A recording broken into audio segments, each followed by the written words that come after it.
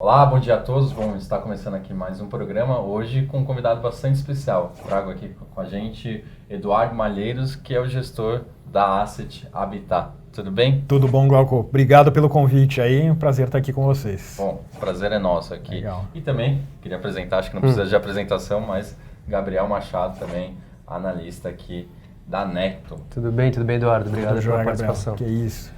Bom, Eduardo, eu queria já abrir perguntando para você fazer uma introdução sobre a Asset, os produtos que vocês aí fazem em gestão propriamente. Daí depois a gente entra ali um pouco mais a fundo dentro do fundo imobiliário ali, o Habit 11, o HABT 11. Perfeito. Legal. A Habitat está completando aí 3 anos de vida, tá? A gente começou no final de 2016.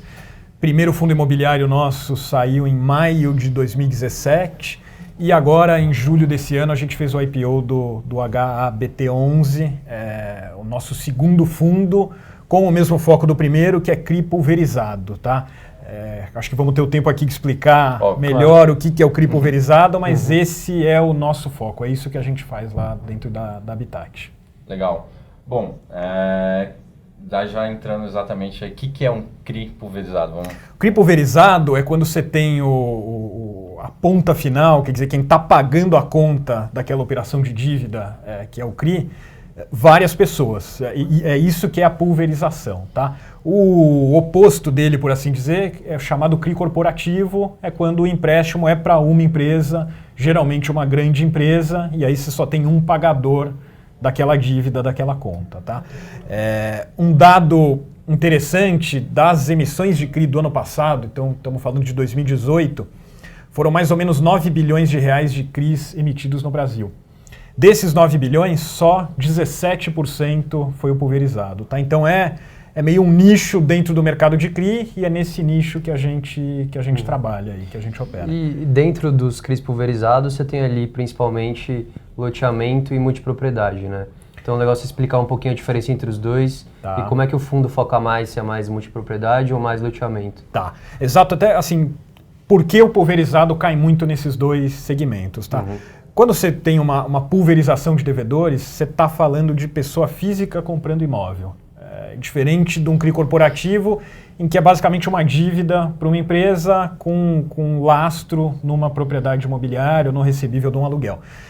Se é pessoa física comprando imóvel, o caminho mais natural no Brasil para a pessoa física se financiar na compra do imóvel é SFH, o Sistema Financeiro da Habitação, que basicamente é uma lei que rege que o dinheiro que o banco recebe na caderneta de poupança, ele é obrigado a emprestar para o mercado imobiliário. Ele tem um carimbo, né, de destinação. Ele tem um carimbo de destinação.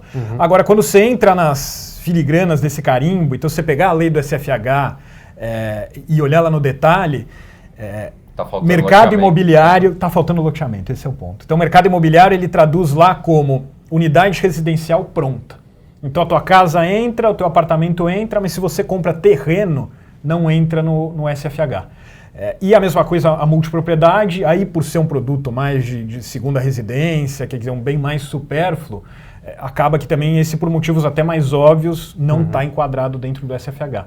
Multipropriedade então, é mais para lazer, né? Então, é mais para lazer. Então compra mais fim de semana. A multipropriedade, até explicando rapidamente, o cara constrói um hotel, um resort e vende o direito de uso de cada quarto. Então você compra 2 semanas, 4 semanas, parecido com timeshare, a diferença é que está registrado na matrícula aquelas 2 ou 4 semanas. Então, só voltando, por que o CRI pulverizado cai nesses dois segmentos? Porque com o SFH, a concorrência pelo recurso é meio desleal, quer dizer, o banco tem aquele funding barato de poupança, ele é obrigado a emprestar para o mercado imobiliário numa taxa subsidiada. Como a taxa é subsidiada, fica difícil para uma operação a mercado, que é uma operação de CRI, concorrer. Então, eu falo muito, a gente trabalha nas brechas do SFH.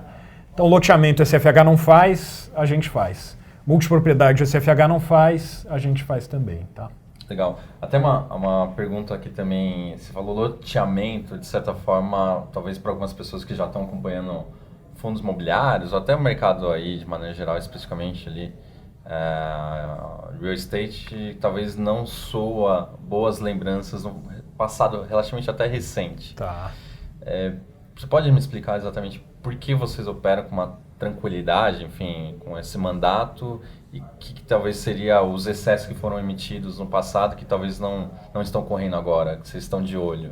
Perfeito. Acho que faltou duas coisas que a gente tem no cerne lá da Habitat, tá?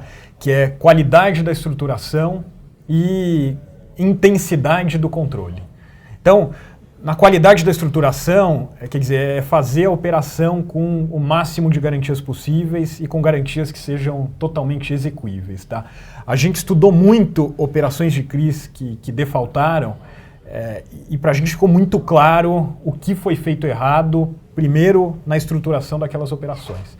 Então, recebíveis aleatórios de vários projetos, lastreando uma mesma operação, sem ter clareza no que aconteceria no caso do distrato da compra daqueles lotes. A gente, quando financia um projeto, tranca todas as garantias que aquele projeto tem. Então, um cliente distratou, a unidade foi para o estoque, automaticamente aquela unidade em estoque passa a compor a nossa garantia. Vendeu de novo aquela unidade que estava em estoque, o recebível volta a transitar na nossa conta. Então não tem o risco de um recebível porque foi distratado ou de um estoque porque foi vendido para outro cliente, aquilo lá diminuir a garantia da nossa operação, como aconteceu em operações que a gente estudou aí, que estavam no mercado. E dois, é o controle. Então, a gente quando faz uma operação, geralmente são centenas, em alguns casos milhares de recebíveis.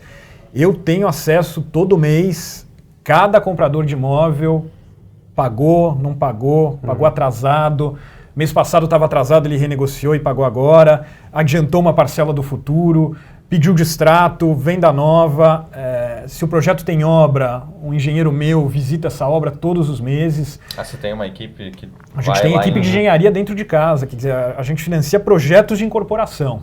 Tá.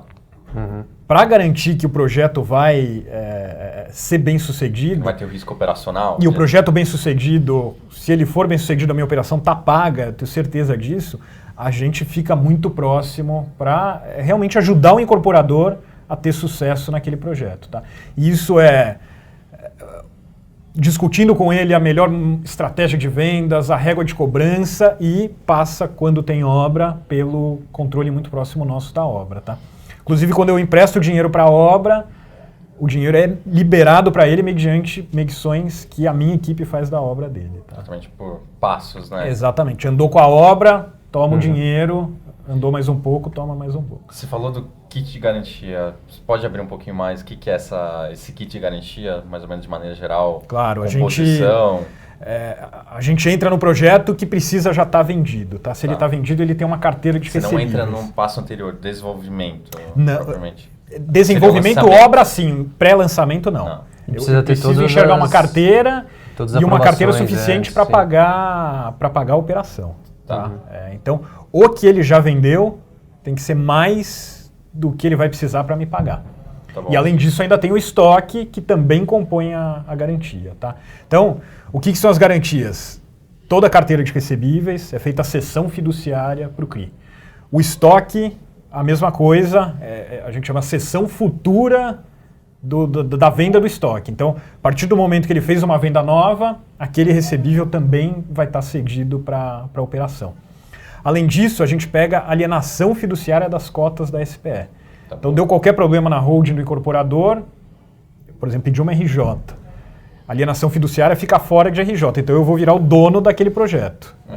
Como a gente empresta sempre muito menos do que o total das garantias que o projeto tem, se eu virar dono do projeto, eu vou ter muito mais dinheiro do que eu emprestei. Você não leva algum passivo? Não é o que eu posso levar, por isso que tem que ter essa diferença e era a minha próxima frase. Não é o que eu quero, tá? Não isso quero virar dono de SPE. Isso aí, né? Em ultimíssimo caso, o que vai acontecer se eu tiver um default, tá? Se o loan to value ali é mais ou menos de quanto? Máximo, essa relação da garantia. Por regulamento, 60%. Hoje, o nosso HABT... talvez algumas pessoas talvez não estejam tão acostumadas ao termo pudesse só explicar o que é o LTV de maneira geral. Acho que muita gente já sabe, mas assim... Deixa eu passar um slide nosso aqui, que aí acho que vários conceitos vão ficar mais claros, tá? Então, o que a gente trouxe aqui é o exemplo de uma operação estruturada de CRI pulverizado. Então, alguns dados lá. Então, é um incorporador que lançou 1.000 lotes e já vendeu 850. O preço de venda do lote dele, R$81 mil. Só que ele... como o comprador dele não tem o crédito do SFH, que a gente estava comentando, ele, incorporador, precisa financiar o cliente. Então ele vende por 81 mil em 15 anos. Ele vai receber 180 parcelas de R$450. Tá bom. Esse cara, se tiver inadimplência zero, está com recebível mensal de R$382.500. Só que ele precisa fazer a obra do projeto daquilo que ele vendeu. Tá? Obra de loteamento é...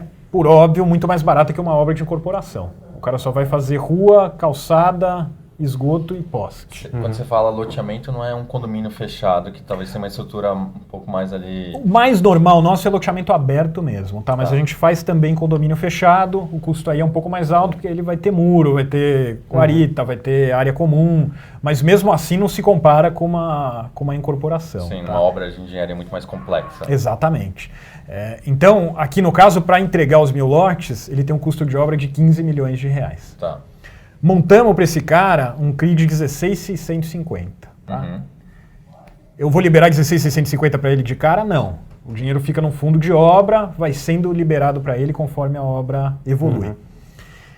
Como é que eu faço essa conta do LTV, que foi a pergunta aqui? Tá? Você falaria, putz, 1.000 lotes a 81 mil lote, esse cara tem um valor ali de 81 milhões. É isso? Não, não é isso. Por quê? Toda a carteira dele a gente traz a valor presente, na taxa da nossa operação aqui, IPCA mais 12% ao ano. Então, aquele 85% vendido dele virou uma carteira de R$32 milhões a valor presente. O estoque, 150 lotes. Eu simulo a venda a prazo, trago a valor presente na taxa e ainda dou um desconto de 40%. Para ser bem conservador aqui no cálculo dessa garantia. Então, eu tenho mais 3,5 milhões de estoque. Somando os dois, 35.560.000.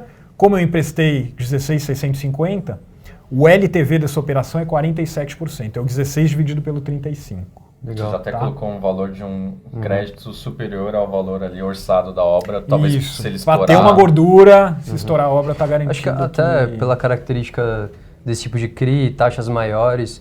Como é que você vê o duration da carteira? Você foca em quais prazos, né? Porque pelo risco, a ideia eu imagino que seja prazos menores, enfim, pelos recebíveis até 180 meses, é um prazo até pequeno para o setor imobiliário, que geralmente 30, 35 anos, né? Sim. Como é que vocês olham isso?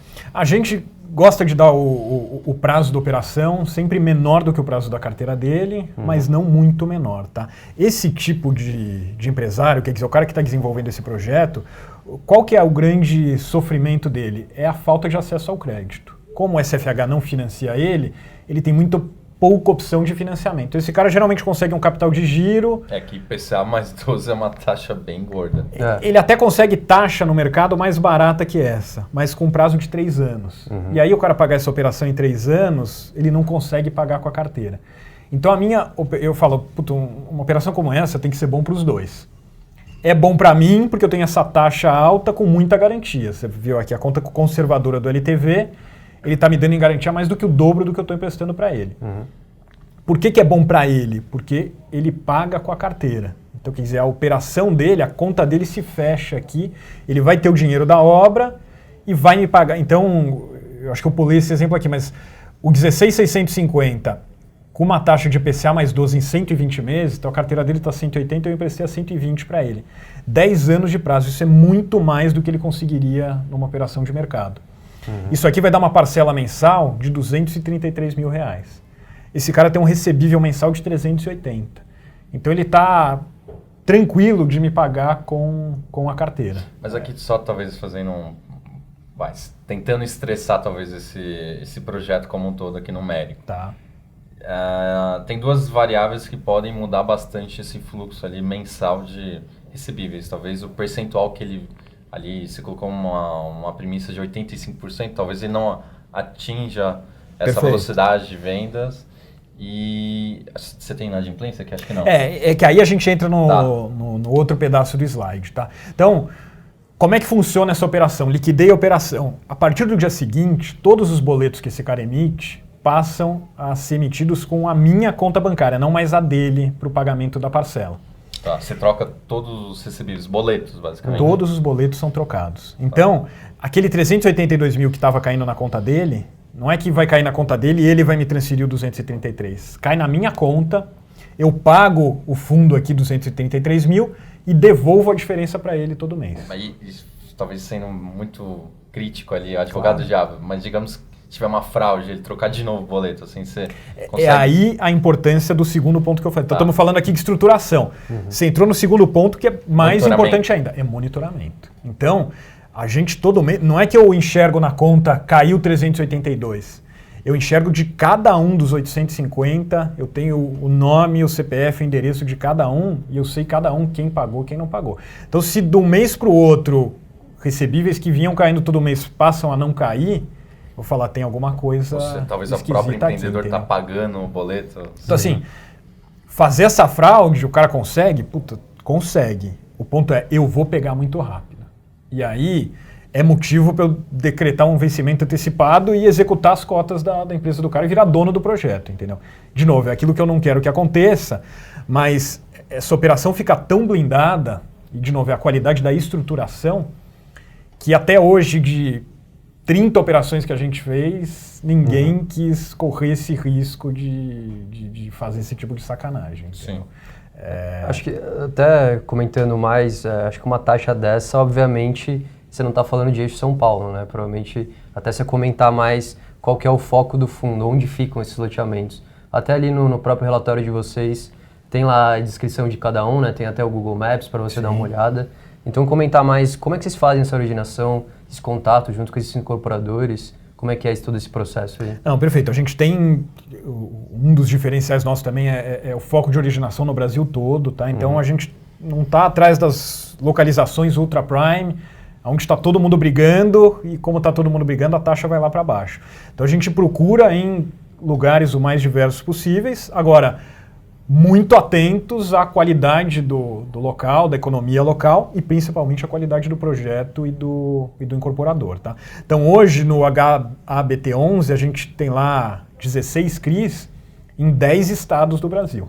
Então, estamos no Rio Grande do Sul, estamos em São Paulo também. É claro que na capital vai ser mais raro a gente ter coisa, mas... A multipropriedade ali, o Termas, né? É isso. Temos o Termas dos Laranjais, que é interior de São Paulo, quer dizer, o Parque Termas dos Laranjais, em frente tem um resort ali, a gente financiou um projeto. Rio Grande do Sul, Gramado, Paraná, Foz do Iguaçu. Então, quer dizer, quando falamos de multipropriedade, sempre os destinos turísticos. Quando falamos de loteamento, o que eu mais gosto de fazer são cidades que têm crescimento populacional elevado. Então, um exemplo recente é Sorriso. Sorriso, no Mato Grosso. O eixo ali de soja, né? Um gigantesco, o maior produtor de soja do mundo. A população de Sorriso, do ano 2000 para cá, dobrou. A do Brasil deve ter crescido 10%, a de Sorriso dobrou. Se a população está crescendo, as pessoas precisam de um lugar para morar. Sim. Os loteamentos lá estão todos 100% vendidos. Legal, tranquilo. E já que você falou um pouquinho ali da... O que é uma característica básica ali desses CRIs que estão dentro do HABT11, HBT11, assim, de maneira geral? É IPCA mais 12, você chega hoje você está conseguindo colocar essa taxa? Hoje, essas 16 operações que a gente comentou estão com uma média de IPCA mais 12. É importante frisar que a gente tem operação nesse fundo que eu comecei a liquidar 2 anos atrás no Habitat 1 e com a evolução da obra estou agora com segunda, terceira, quarta tranche de liberação sendo feita agora. Então, o que foi a vantagem? Isso aí pegou um momento de taxa mais alta e que o Habitat 2 teve esse benefício aí de poder entrar nessas operações mesmo não tendo participado lá do começo. O que eu estou liquidando hoje está com taxa um pouco abaixo disso, tá? Mas estamos trafegando aí de 9% a 11,5% mais IPCA por operação. Então continua muito... Em termos de alocação hoje, se o seu portfólio está com mais ou menos aproximadamente, com base no último relatório? No último relatório a gente estava quase 80% alocado dessa oferta, tá? O nosso estudo de viabilidade era alocar em 6 meses, esses 6 meses terminam no final de janeiro, estamos bem confortável aí para cumprir essa meta aí do nosso estudo de viabilidade, falta 20%. De maneira geral, o que você acha que pode ser possível olhando em termos de dividend yield aí pro... A gente distribuiu 78 centavos por cota nos últimos 2 meses. De lá para cá, o que mudou? Uma inflação que foi zero aí por alguns meses, isso impacta diretamente a nossa distribuição. E a alocação. Então, essas últimas distribuições foram com um momento ali do fundo de 60% alocado. Hoje estamos em 80%, projeção de estar em 100% no final de janeiro. Então, devemos ter um acréscimo aí, uns 20%, 30% acima do que a gente está hoje aí, em termos de valor de distribuição, sempre com alguma oscilação por conta da inflação. Tá? Então, dezembro está se desenhando aí um IGPM bem esticado por conta dessa alta do dólar. Isso aí se refletiria na distribuição de janeiro, fevereiro, até um pouco acima dessa média. Tá? Como vocês fazem essa alocação entre índice de preço, assim? Eu vi que vocês têm bastante GPM, né? Vocês preferem em relação ao IPCA? É sempre o índice de preço que o incorporador corrige a carteira dele, para a operação não ficar descasada. E o IGPM é um índice ainda mais um histórico do brasileiro, aí não sei nem se tem muita razão para isso, mas mais atrelado ao mercado imobiliário. Por isso que a gente acaba sempre tendo... Aluguel é sempre reajustado pelo IGPM. Eu acho que talvez a origem, né? Então, a GV que faz os dados aí do IGPM, né? Provavelmente. Então, assim, o incorporador que financia o cliente dele, o mais comum é usar GPM e aí a gente usa também para não ter descasamento. Legal. Eu queria voltar talvez um pouquinho atrás, quando a gente estava falando ali da estrutura e depois eu fiz algumas perguntas. Dá um pouquinho mais ali de cor, enfim, explica um pouquinho o que é esse monitoramento. Basicamente, você tem ali empresas terceiras que vocês contratam, ou seja, um grande número de pessoas que estão trabalhando para fazer esse monitoramento, que, enfim, você falou ali, um empreendimento pode ter vários lotes ali, só como exemplo aqui, você tinha dado como exemplo.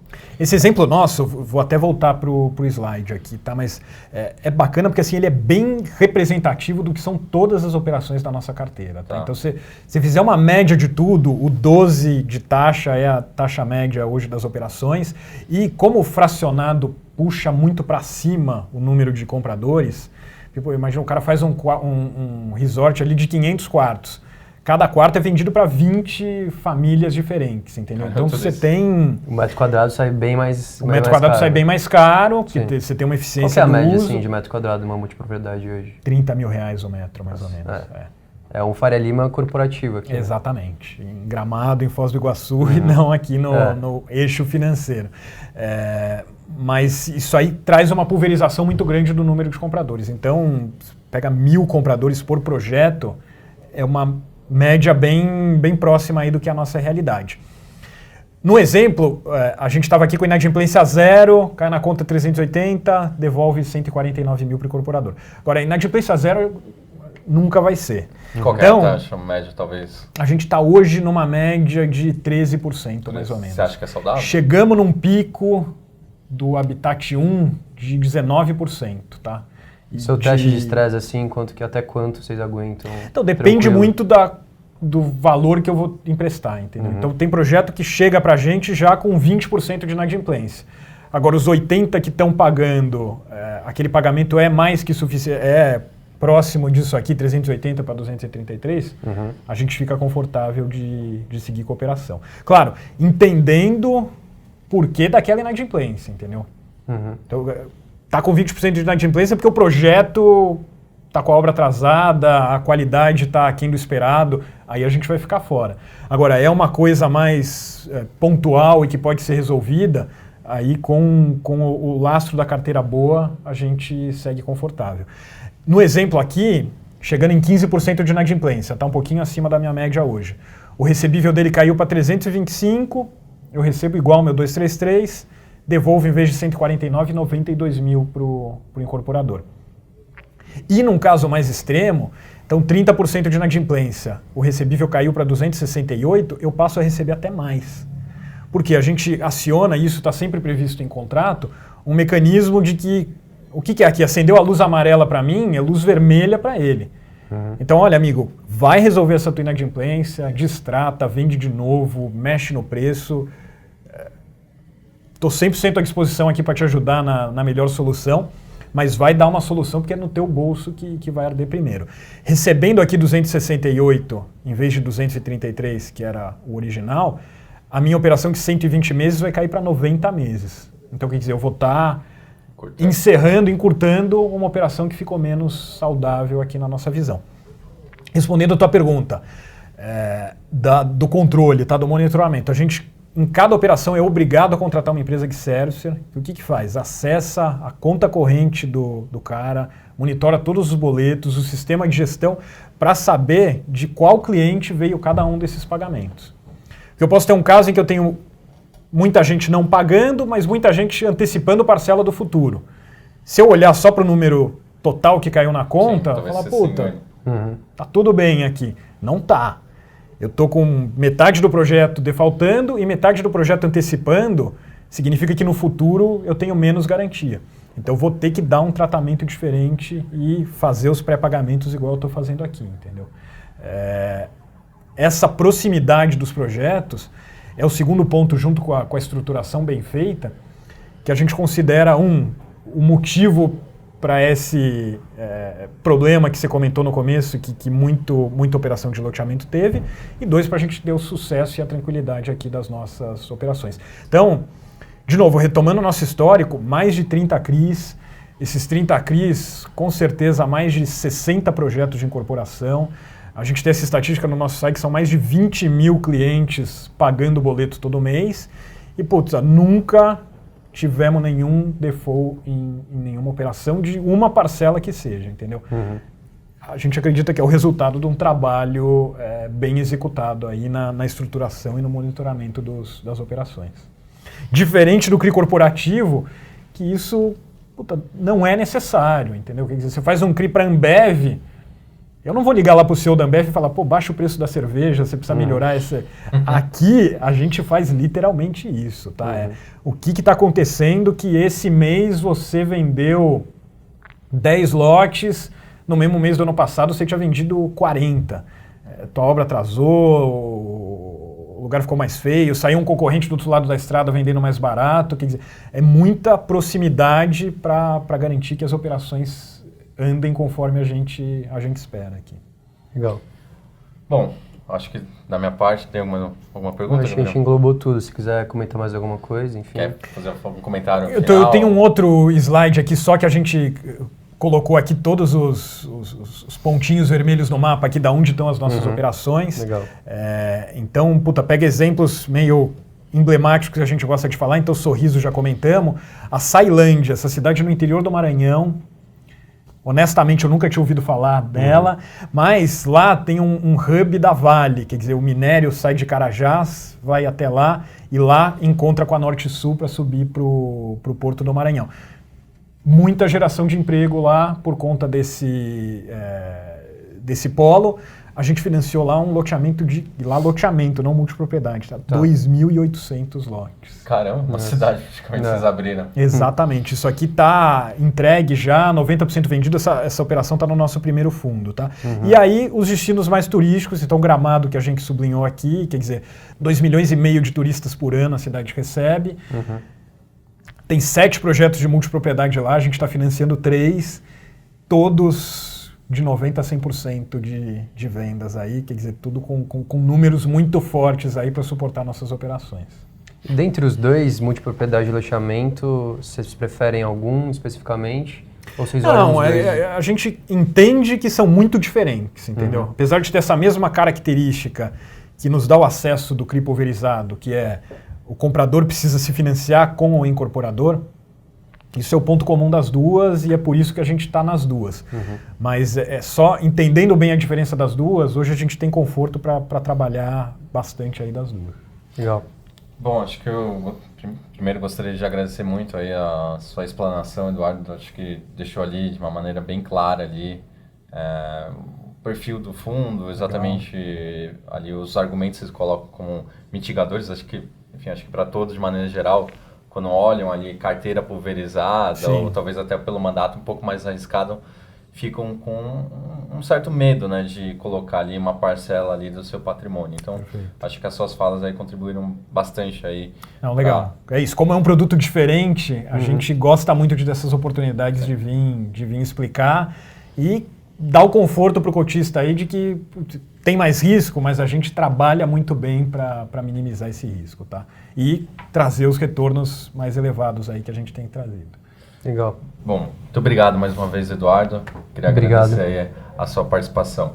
Bom, lembrando aqui que a gente também tem um conteúdo bastante extenso no nosso canal, então, para quem não está inscrito no nosso canal, deixo aqui o convite para se inscrever, é só clicar lá em cima.